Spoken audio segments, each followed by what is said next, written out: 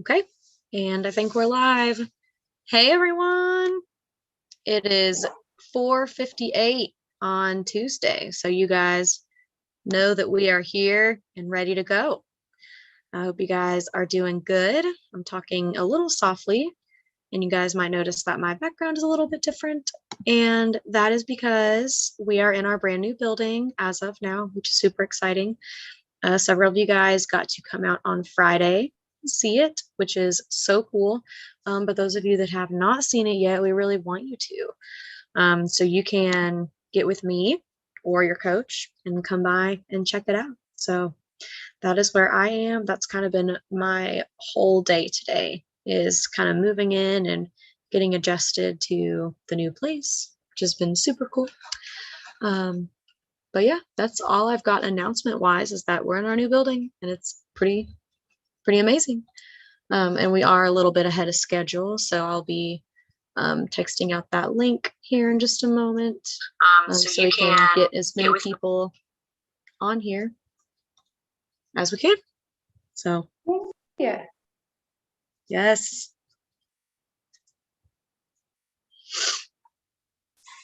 we already got a couple people watching. That's good. nice.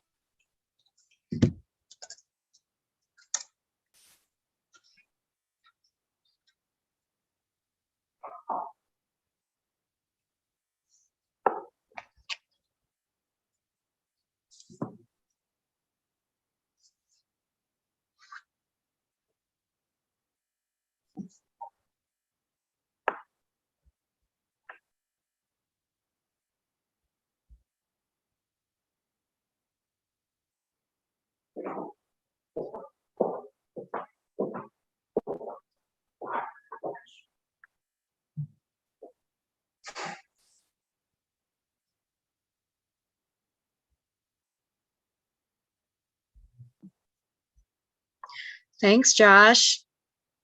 I can turn my computer around here in just a minute and I can show you definitely my desk. My computer's plugged in this. I don't know how far I can lift it, but I'll give you guys a little sneak peek. It does look really cool in here, and I'm loving the green wall behind me. It looks super nice. So now that when I'm on Zoom calls and stuff, it's gonna look so cool. Well, I'm weirdly excited about that. It matches your top. Ah, thanks. I was actually noticing that as well. So it's cute. Thanks. It is truly the little things. Truly the little things. I'm gonna continue to send out this link. We got 4 people watching. I know me and Josh are too. So those of you that are hiding, say hey.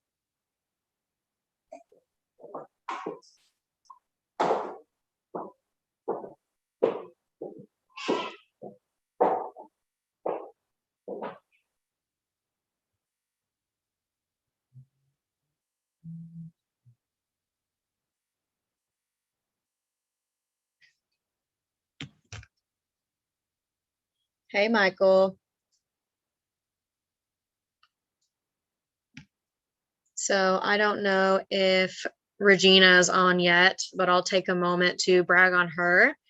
And another reason to do so is, we spend a lot of time in Live at 5 talking about going to work.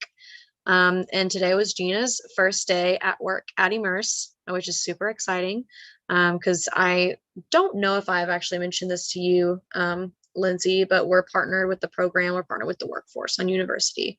They've got a program to where our youth can work here. So Regina's like doing reception, and is getting paid by the Workforce to do that. And she did an awesome job today. She came back all professional and said that I had a guest out front who was waiting for me. So I was very impressed by that delivery and her ability to be super profesh. So just shout out to her in doing that. And I'm so excited for more youth to be able to start working here. I've got one of my own who's hopefully going to be doing some custodial stuff around here, which is going to be a huge need. We're all going to be really busy in this building. It's going to be hard for us to try to clean it all ourselves. So having a little bit of help there is going to be great. But yeah. So if you're watching, check in and say hey. we will give everyone about another minute and then we can go ahead and get started. Does that sound okay, Lindsay? That sounds great. Perfect. And I'm proud of her. Yes, I am too. It's coming from the chat. Also, for you guys that are tuning in, I have the books that we talked about one week.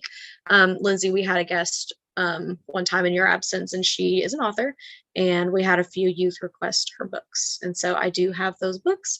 Those of you that were interested, I think that was Sierra and Glenda who were wanting to read those books, and I think one other person. So I do have those books.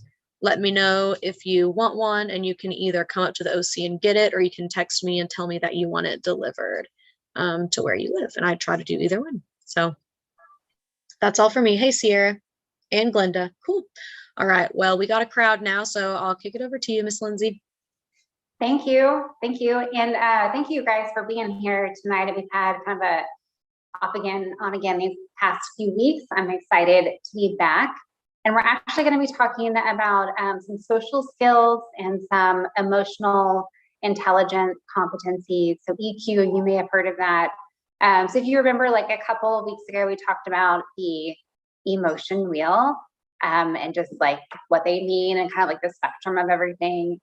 And that sort of like set the tone for the series. But I was looking through the list of topics, and self-awareness was on that list.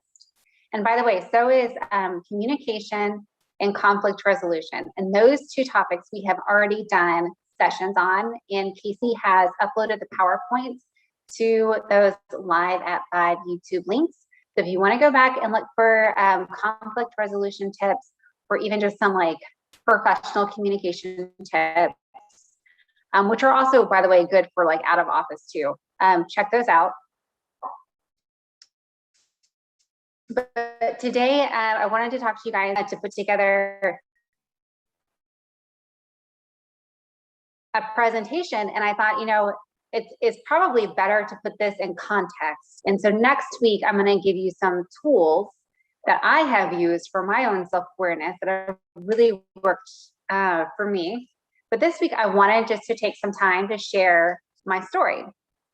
And so it's going to be, I'm going to try not to cry, and I typically don't, but because it's going to be hard.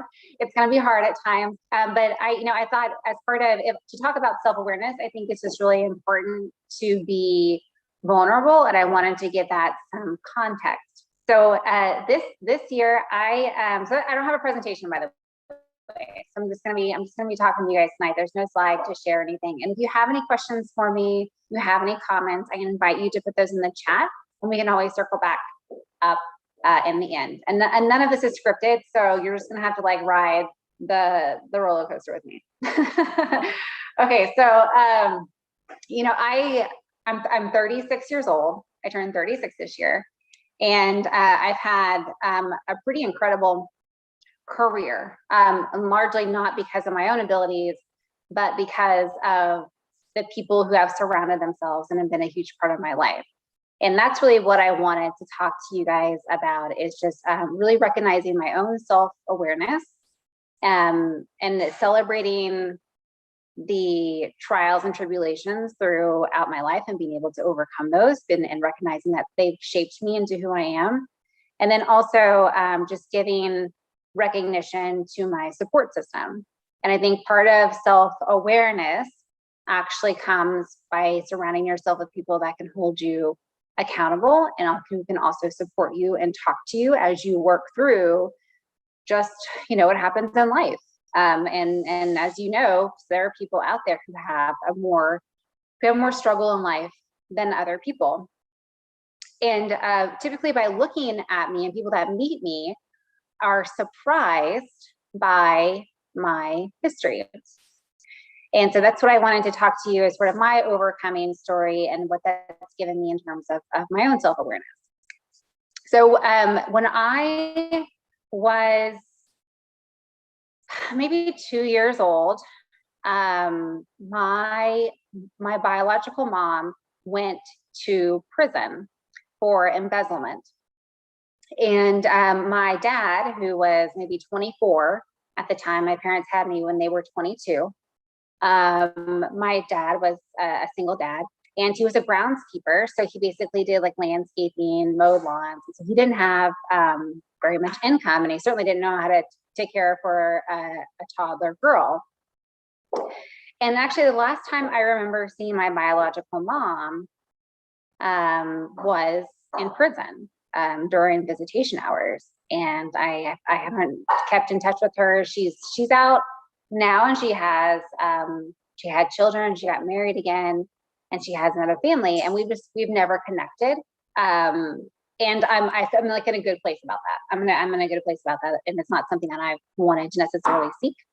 But going back to the little me, I didn't know what was happening. My mom was taken away from me, and it was a very scary time. And my dad gave me to his parents to take care of me, and I was very fortunate that that was an option, because I could have easily ended up in foster care.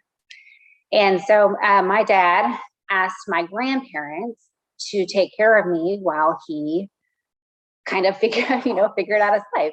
His wife went to prison. He's got this baby girl, and he doesn't make a lot of money. What is he going to do? And so fortunately, my grandparents were able to take care of me. And not only did that make such a huge difference just in me having a place to stay with my family, but my grandparents happened to be very affluential people. And by that I mean they were well known in Tulsa, which is where I'm from, Tulsa, Oklahoma. They were well known. My grandmother was a judge, and my grandfather was like he basically worked for the mayor's office and worked kind of in politics, and so they both were very well known. They were very active in the church, and I didn't know growing up how wealthy they were, because they lived a very modest life. And so I never realized until I was basically grown that they were actually very, very well off. And that was a point in my life where my whole trajectory could have changed. As you know, it could have gone one or two ways. And I feel very grateful that it went the way that it did. And eventually I was able to reunite with my dad, and he remarried, and it was just me and my parents. But when my dad remarried, I was 5, and he very much had the mission of finding a wife so I could have a mom. And I call her my mom, even though she's my stepmom. I have always considered her my mom, because we met when I was 5. And so this my mom marries my dad, and they very, very quick. They like meet and had like 2 dates and then gotten married. It was like this whole big change again. And so my dad's like relieved because he has help, and he has like a mom to deal with like this little girl and he's a very manly man. He doesn't know how to raise a daughter in his mind. Well, my parents could not stand each other, and they made each other very miserable. And they screamed a lot at each other, and it was a very contentious, hostile environment to grow up in. And the way that my mom coped with that was in a couple of ways. She overspent, and she hid that from my dad. So she had a spending problem to help make herself feel better, because my dad would say very nasty, hurtful things to her. And to make herself feel better, that's how she coped, is she would spend money and not tell my dad. And then whenever the bills came in, my job, when I was like 8 and 9 years old, when I'd get home on the bus, was to check the mail, call her, go through the mail, and any bills, my job was to hide the bills. So I was doing this for my mom at like 8 years old. And then we'd go shopping, and she's like, don't tell your dad about this. And then she would buy me something. Well, my dad would inevitably find the bills. And then my mom wouldn't admit to it. And this happened several times. And I would get blamed for hiding the bills that my mom told me to hide. Well, the other thing about my parents is that they both both very angry, did not like each other. But they kind of like had their reasons for being in that and staying in that relationship. And my dad was very dependent on my mom because she helped put him through school, and then finally it was financial support, but she was obviously driving us into debt. Well, both of my parents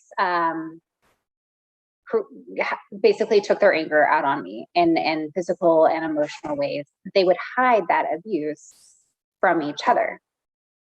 So, for example, I would be getting ready in the morning, and my mom would get in a fight with my dad. She'd wait for my dad to leave. She'd come in, and she would just release all of her anger on me because I did something, like I wasn't doing something the right way. And so she would find reasons. And then my dad, he was more blatant about it. And I ended up, for a long time, I remember being in elementary school, and I would hide my marks because one of my favorite weapons that my dad liked to use was a switch on window switch, you know, for like blinds. And that leaves pretty significant marks.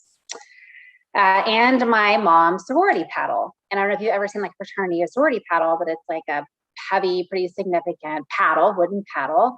And he would use that over and over, and it would splinter and split and break, and he would continue to use them on me. So that left marks. And I would lie at school because the one time I remember I was in the 4th grade, I was 9. And we had like a puppet show come to school, and they were talking about physical abuse. And I went and talked to my counselor, and I was like, okay, this is happening to me. And I was so terrified because I felt like I was being disloyal to my family. And I felt really, really bad about that because I felt like I was basically turning against my family. And then of course they sent people out to figure out what's going on, and the police and social worker. And then I denied everything. When they came to the house, I was like, nope, everything's great. And then when they left, my dad said basically like, I'm gonna give you a reason to do this. And so like he then reprimanded me, and he just like raged. And so I never said anything ever again. And then when I was 11, that's when I found out about my dad's first affair through my mom. So she found out that my dad was having an affair and at work, and she told me, and she would try to basically use me and manipulate me to say things to my dad to make him feel bad, and also make him stay with her. And he did this a couple of times when I was a teenager. So he would come in and out of affairs.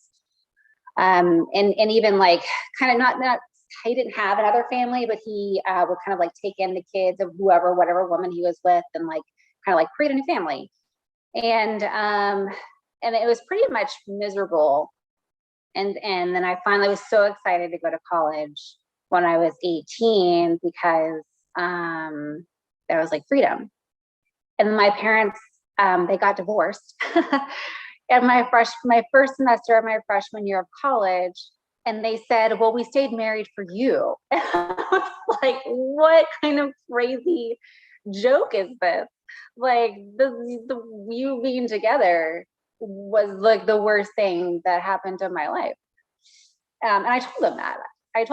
My dad, he took me on this long drive, and he's like, I think I'm going to divorce your mom, and you're going to be okay with that. And I looked at him and I'm like, I wish you would have done this 10 years ago. Like, I wish you would have done this 10 years ago. And by the way, I've reconciled with both my parents. My mom actually, I had to separate from when I was in college because she lived with me in my dorm for a little bit. She was later diagnosed with bipolar. Both my parents went into bankruptcy, and kind of everything came to light. My mom was very unwell, mentally unstable. And so she, as an 18-year-old, she came and stayed with me, and I was taking care of her and trying to help her divorce my dad. Okay. And my grandparents were like, we don't want any part of this. You guys are nuts. And they just kind of like kept an arm's length because at this time they were still very prominent in our community, and they didn't want this to like negatively affect them. I mean, they were trying to navigate the best they could, but they were basically saying, yep, this is our son, just go away, woman, leave our family alone. And she's still my mom is still very unwell. And I had to create some distance from her. And I still have done that. Because when I have tried, she's stolen my identity. She's created credit cards in my name. She's like, just a very, I'm going to say, toxic relationship. And so I learned to create space. So when I was in college, I actually got married when I was 21. And part of that, obviously, very much in love. I met Josh, and he was such a good human being. And I had never known a relationship like that. I had never known someone who could just love with no conditions. And so I think and we met in January and we were married in October. And so very, very quick. And I think because a lot of that is because I was so, and my grandmother even told me later, just I just think you were just so desperate to have a family and to feel loved that you just kind of rushed into this. It ended up working out great. But that was kind of a realization of, oh, okay. And then later, and then we kind of started our lives. We got married. We bought a house when we were 23.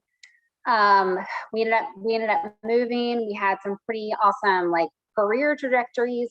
We both got a job in engineering.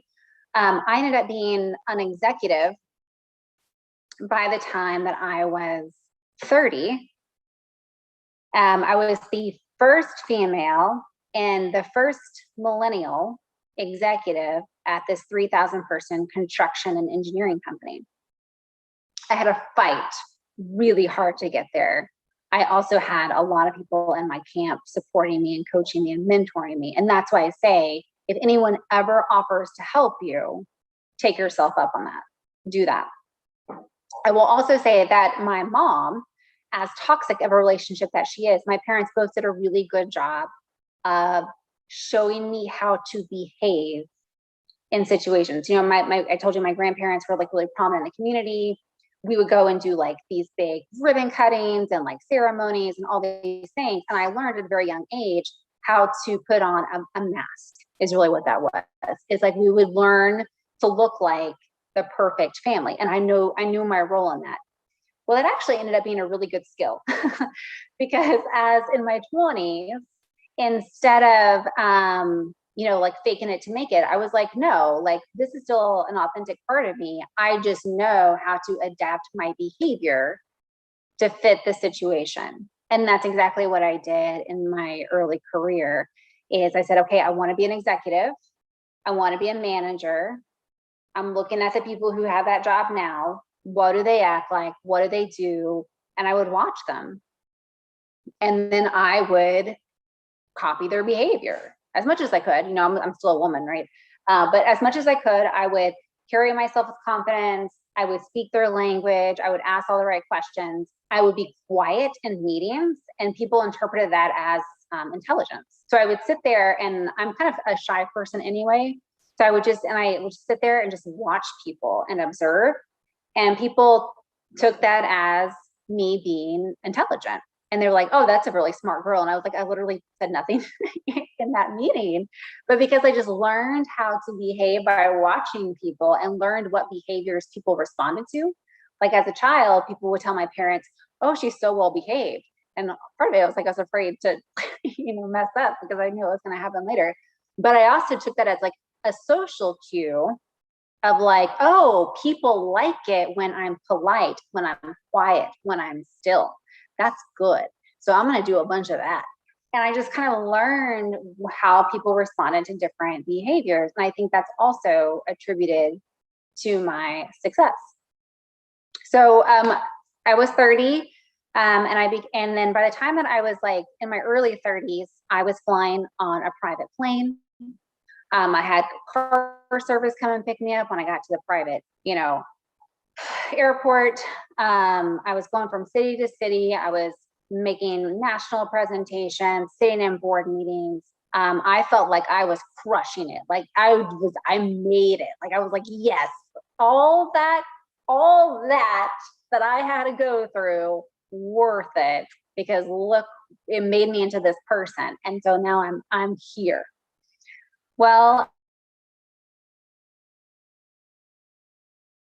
I fell off my pedestal. So I ended up getting fired. I ended up getting fired when I was the chief operating officer. And I've been the chief operating officer for 2 months. Like I was just getting started. And when they were putting together my dossier, which is like a portfolio of their executives, they do like all this background on you. Well, they found a problem with my degree from the university I went to in Oklahoma. And they said, we can't find your degree. And I was like, well, that's ridiculous. We'll just call them in the morning.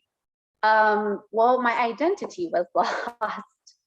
The university had no record of me being there. Like it was a crazy turn of events. But basically I got fired because I couldn't prove my degree in basically a 10-day time period. And I was at the university, I was in all the offices. I had to like basically cobble my degree back together. It wasn't the one that I graduated with. It was like a basically university studies degree instead. I had a fight, and that was so devastating to me because my part of it was my dad. He never told me he was proud of me until on my 18th birthday, and he wrote it in a card. And he would always tell me that I was going to end up, and it's like, Lindsay, you're not going to amount to anything. You know, get your head out of your ass. You're going to end up in a trailer park. Like no one's like basically making me feel like nothing. And then he finally told me that he was proud of me when I was 18, and he wrote it in a card. And I cried. I mean, I broke down. And so like in my mind, I was always trying to prove to my dad that I was worthy of his love. And I still do that. And so my first thought when this was happening is like, oh my God, what am I going to tell my dad? And that's all I could think about. And it was like my identity, my degree, my title, my lifestyle, all of that is nothing now. The person who I thought I am is nothing. In like a day, it was gone. And everything ended up, like I said, it ended up I had to work through that. It took months to do that. It took 3 months basically to like get my degree. And I told my dad, and it was hard. And that was part of my identity too. I was like, okay, like, and then I couldn't find a job. No one would hire me because I had a 2-year non-compete, which basically I signed a contract that said that I won't work for another company that competed with my company. And so no one would hire me, which by the way, is why I started my own business. Because when no one hires you, you hire yourself. And that's exactly what I did. And again, everything ended up, and now it's amazing. Like we've been doing this for 3 years, and like, I love my job. I love our work. We've grown our team. And so everything has worked out. But like, there's been these times in my life where I thought I was someone, or my life was going to turn out a certain way, and it totally didn't. And I also found out in that time when I was working, guys, like 80 hours a week to 100 hours a week. I was flying everywhere. I was exhausted.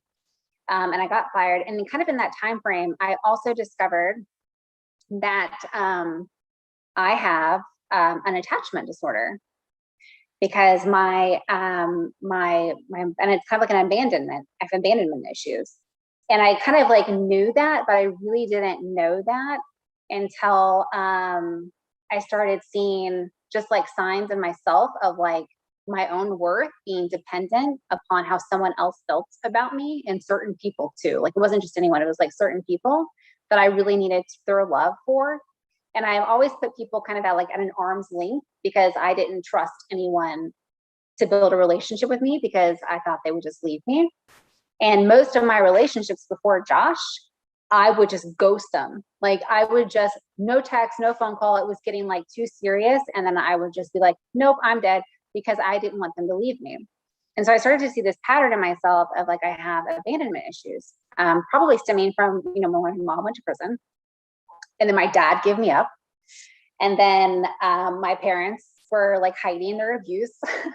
And so I felt like no one was fighting for me. No one was loving me. And so I was like, you know what, I'm just going to take control of my life and control my relationships. And that was just really unhealthy. And for a long time, I didn't have any therapy. And it wasn't really until my 30s that I started to get the therapy that I needed. And then I also diagnosed myself, because you can't diagnose that. My therapist told me that she can't diagnose this. People don't typically diagnose it, but borderline personality disorder. And so it hasn't been like clinically diagnosed, but when I read the characteristics of borderline personality disorder, I had chills. I was like, oh my, this is a thing. Like, I was like, there's people that feel these things like me.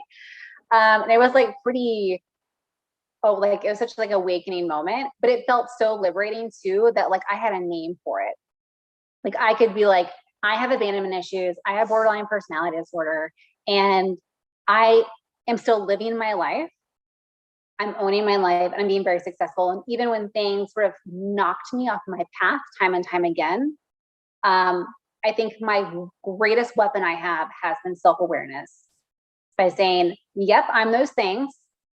They're part of my identity. I am a person. I am not a problem. I do not need to be fixed.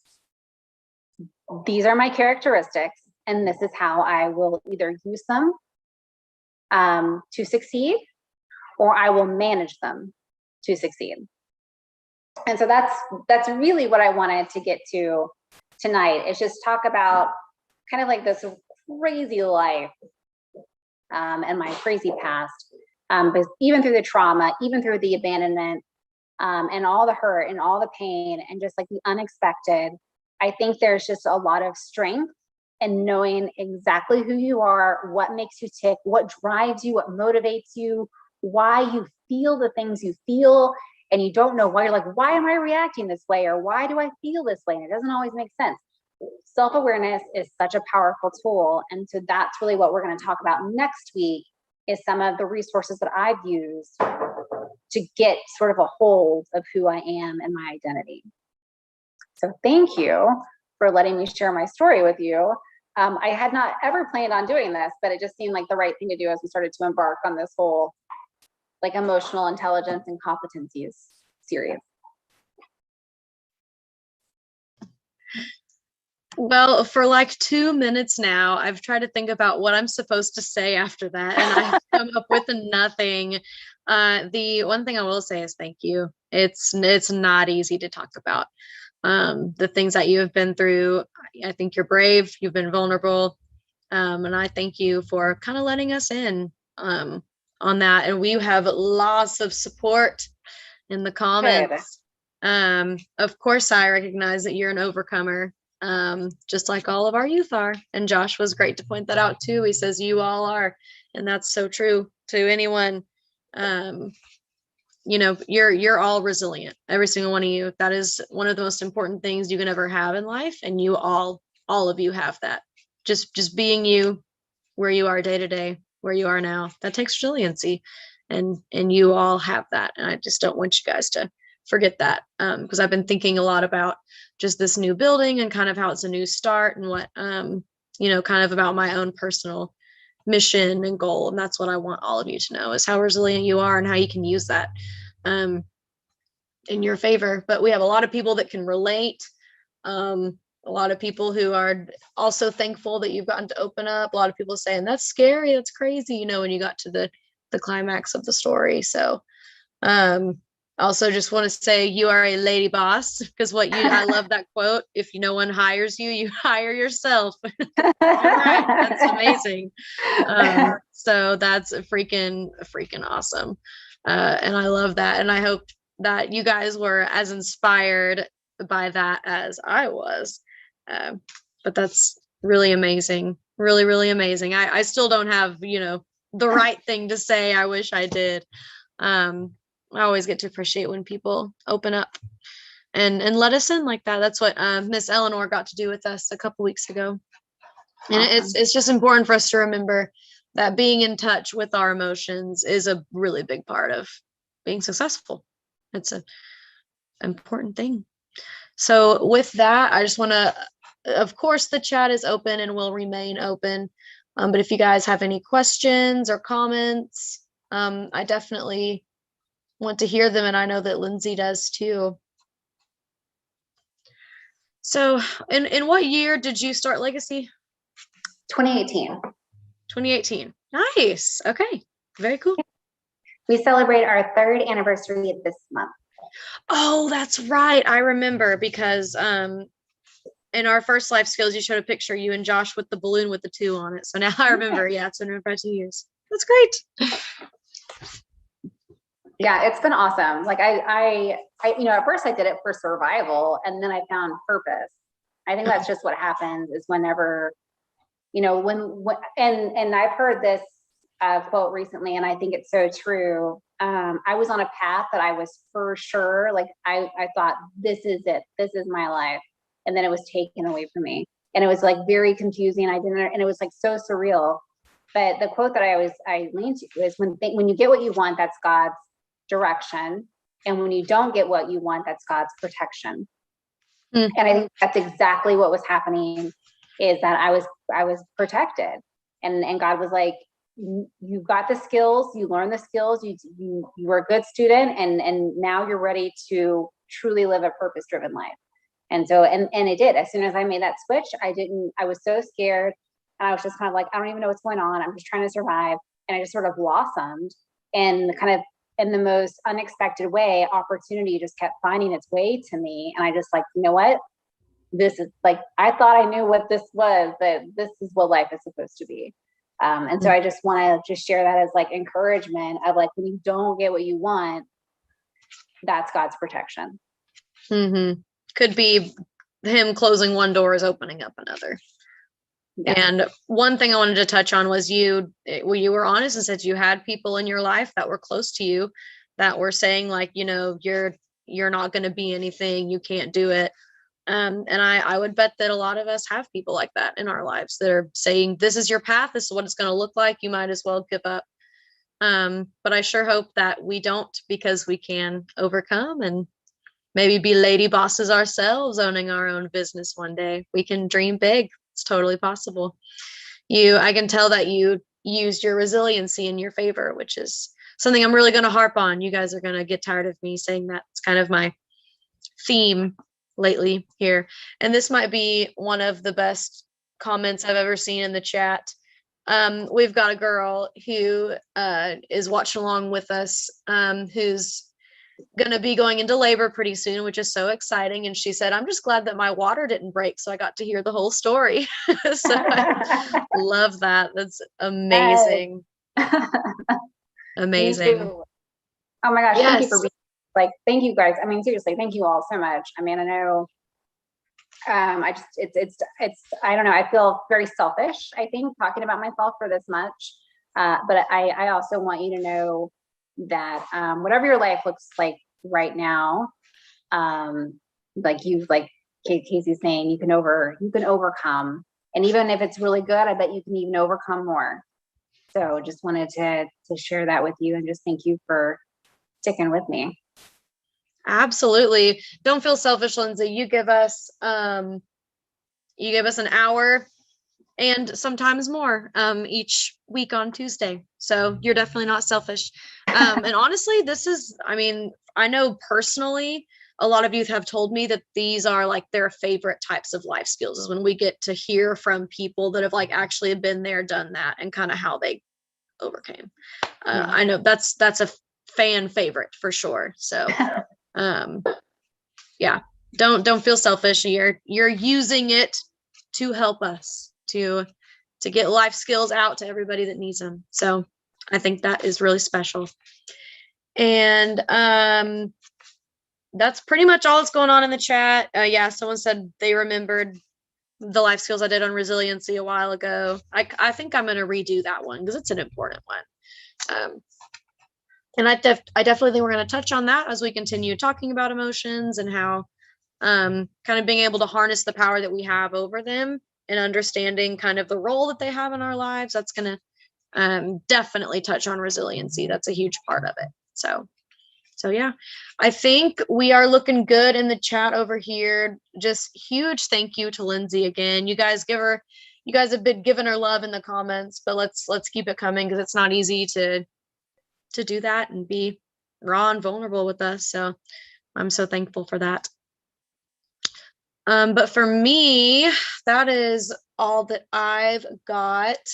Of course, you can catch us here next week, live at 5, always at 5 on Tuesdays. We might be doing some in-person life skills starting next week. I don't know. Obviously, Lindsay, I'm going to keep you up to date on that. Well, today was the day we moved in, so we have a lot to do in the next few weeks. We don't have everything figured out, but we will get there eventually. So before we wrap up, Lindsay, any final thoughts? Nope. I'll see you guys next time. Cool. Awesome. Well, thanks, Lindsay.